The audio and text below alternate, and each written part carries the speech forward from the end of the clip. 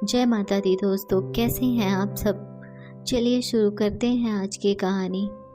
अंदर रसोई से जोर जोर से बर्तन पटकने की आवाज़ आ रही थी। लग रहा था जैसे रसोई में तूफान आ चुका हो सकता है कि शायद एक दो बर्तन शहीद भी हो गए हों, लेकिन बाहर बैठी नेहा को कोई फर्क नहीं पड़ रहा था। वो तो चुपचाप अपने मोबाइल में अपने दोस्तों के साथ चैट कर रही थी। अच्छे से जानती थी कि ये शोर क्यों हो रहा है।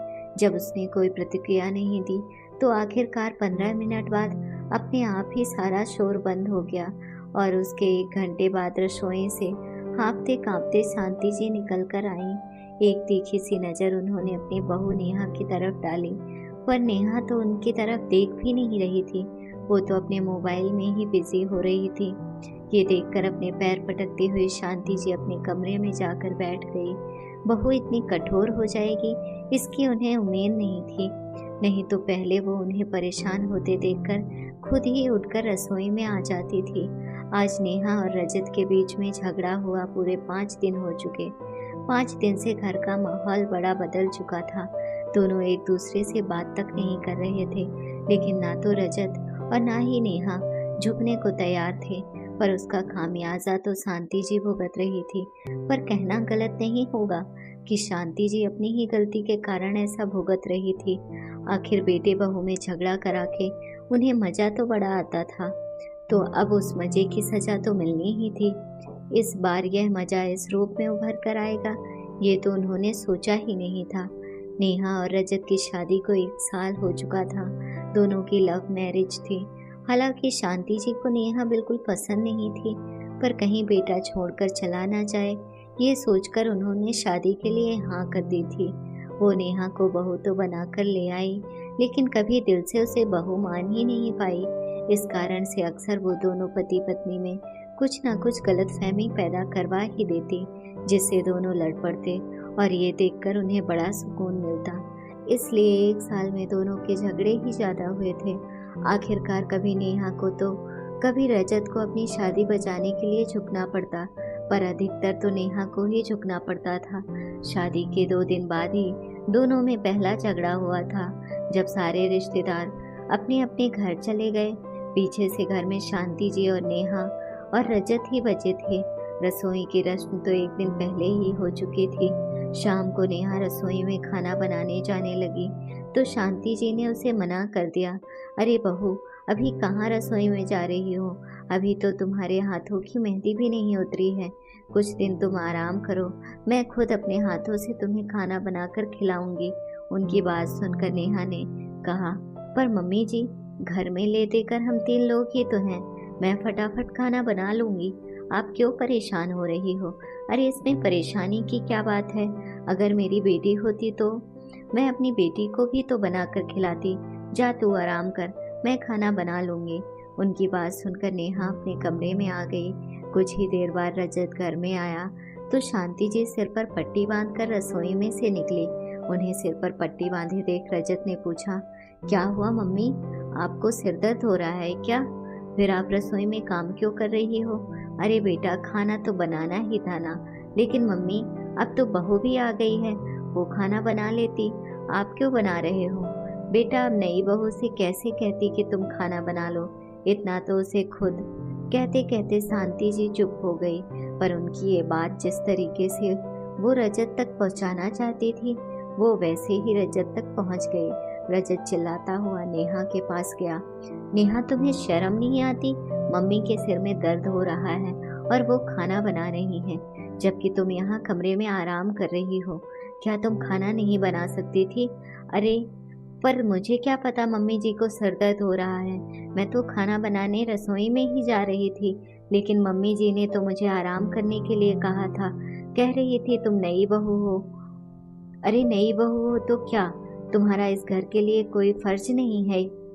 तुम्हारे होते मेरी मम्मी परेशान हो रही हैं। तुम्हारी भी कोई जिम्मेदारी है या नहीं? मुझे तुमसे ये उम्मीद नहीं थी। रजत, क्यों तिल का ताड़ बना रहे हो? शायद तुम्हें कोई गलतफहमी हो गई है। अगर ऐसा है तो मैं जाकर खाना बना लेती हूँ। नहीं, मुझे तुम्हारे हाथ का खाना नहीं खाना, मैं बाहर से खाना मंगा लूंगा। बस छोटी सी बात का बतंगड़ बन गया और दोनों आपस में लड़ पड़े। पर ये देखकर शांति जी को बड़ा मजा आया। रसोई में जाकर नेहा ने खाना तो बना लिया, लेकिन उस दिन रजत ने नेहा के हाथ का बना हुआ खाना नहीं खाया। अब तो वो आए दिन दोनों के बीच कोई ना कोई गलतफहमी पैदा करा ही देती और फिर खुद बैठकर तमाशा देखती। दोनों के सामने ऐसे मासूम सी बच्ची बन जाती जैसे उन्हें कुछ पता ही ना हो कि क्या बात हुई है। पर इसका असर अक्सर यही होता कि रजत नेहा के हाथ का बना हुआ खाना खाना ही छोड़ देता, और जब तक नेहा आगे होकर माफी नहीं मांग लेती तब तक या तो वो बाहर से खाना लाकर खाता या फिर शांति जी अपने हाथों से उसे बनाकर खाना खिलाती।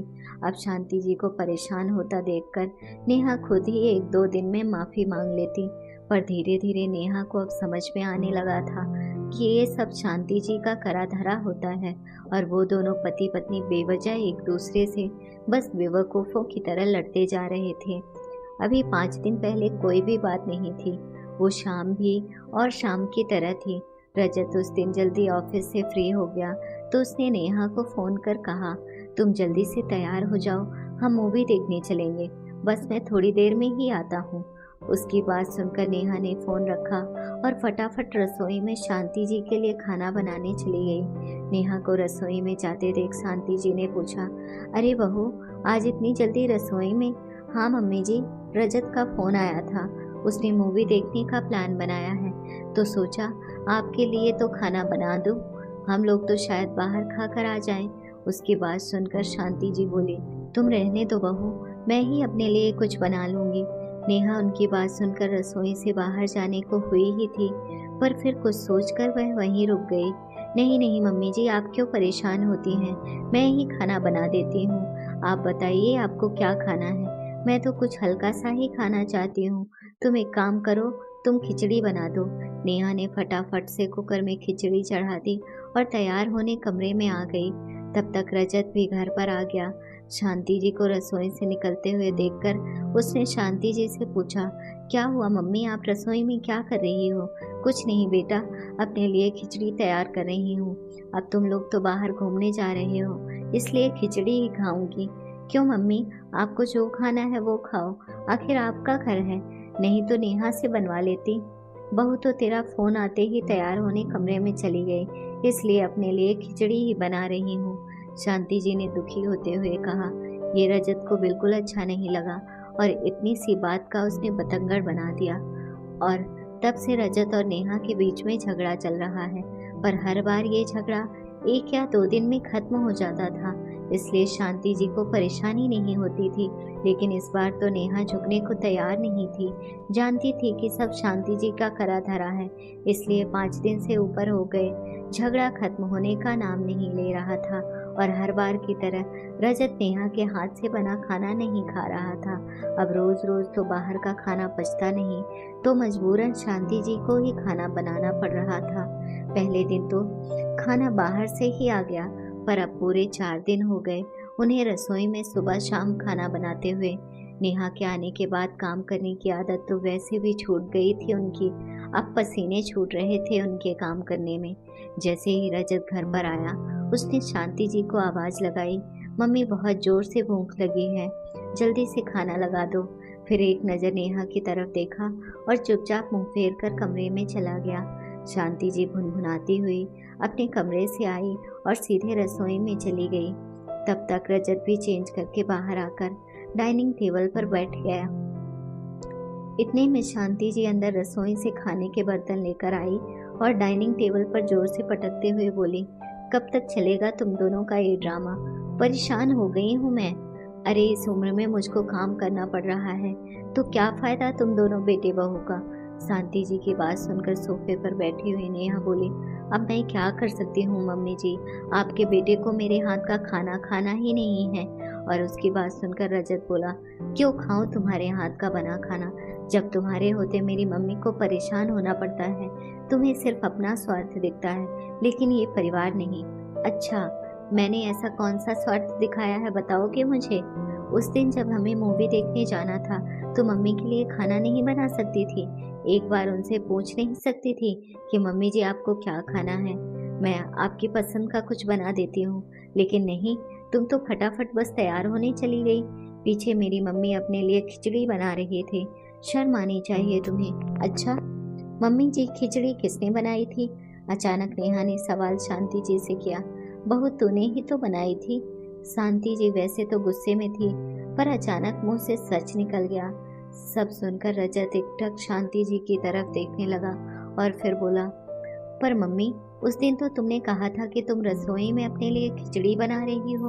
उसकी बात सुनकर शांति जी को याद आया कि वो गलत बोल गई, पर फिर अपनी बात को संभालते हुए बोली, अरे तूने कुछ गलत सुन लिया होगा। एक तो खुद ढंग से सुनता नहीं और फिर छोटी सी बात का बतंगड़ बना देता है। अब जब मम्मी ही बात से पलट गई तो रजत क्या कहता। उसने नेहा की तरफ देखा जो मंद मंद मुस्कुरा रही थी, जैसे कहना चाह रही हो कि अब बताओ कौन गलत है, कहीं बात ज्यादा ना बढ़ जाए और शांति जी की पोल ना खुल जाए। ये सोचकर शांति जी रजत से बोली, अब खड़ा खड़ा देख क्या रहा है, खाना खा ले, और फटाफट रसोई में चली गई। पर खाना परोसते समय एक बार भी शांति जी ने रजत से नजरें नहीं मिलाई। अब धीरे धीरे रजत को भी समझ में आने लगा था, पर अपनी मम्मी से क्या कहता, इसलिए चुपचाप खाना खा रहा था। बस वो दिन था और आज का दिन है।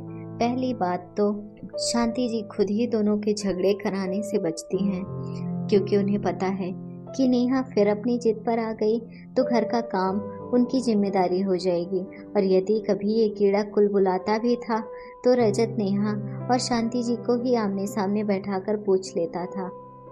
अगर आपको कहानी अच्छी लगी हो तो अपने दोस्तों के साथ भी शेयर कीजिए और कमेंट में ज़रूर बताइए कि कैसी लगी ये कहानी। और हाँ, चैनल को सब्सक्राइब करना ना भूलें। धन्यवाद।